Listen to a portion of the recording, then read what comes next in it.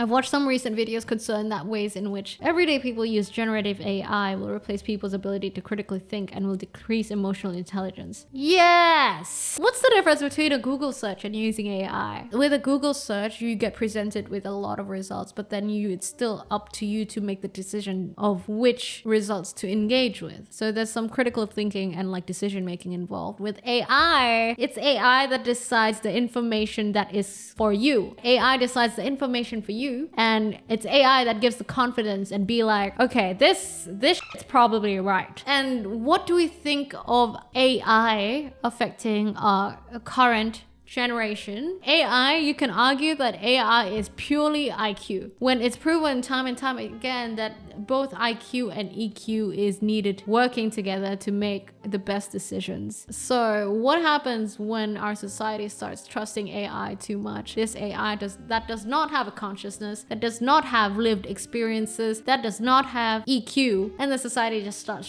trusting it too much because, well, there's going to be a generation of people who are born into the age of AI. What's going to happen then? I do still consistently question the extent to its usages, and I guess the ethics of it in a way, because, you know, like I said, you're using something that's purely IQ, but then you have a group of people who will willingly put their confidence into this AI, which I think is kind of bad. The more that we live and we have human experiences, lived experiences, that's how we grow wiser. Now AI doesn't really have that. AI only has all the data on the internet and programming, but that IQ and EQ combination and experiences is a very unique thing to humans, I believe. Still, every tool can be used both ethically and unethically. It just all comes down to the person. That is true. However, I have an argument against that. Well, that's technically an argument of a Nobel laureate. One of the reasons he says that AI is kind of scary compared to everything else. For example, we were on the verge of nuclear war way back when, right? Technically, it was in the hands of human to basically destroy humanity, but we didn't. So there was one side arguing that, you know, I have trust that humanity will do the right thing. There have been many times where we almost came across like destroying humanity at the hands of humanity, but we've always escaped it, so I trust in humanity. And then the other side is like, I think you're underestimating AI, because if you look at it, all these previous technologies, there was always a human making decisions. AI is probably the first technology where they can make their own decisions. And I'm like, oh, it clicked in my head, and I'm like, oh,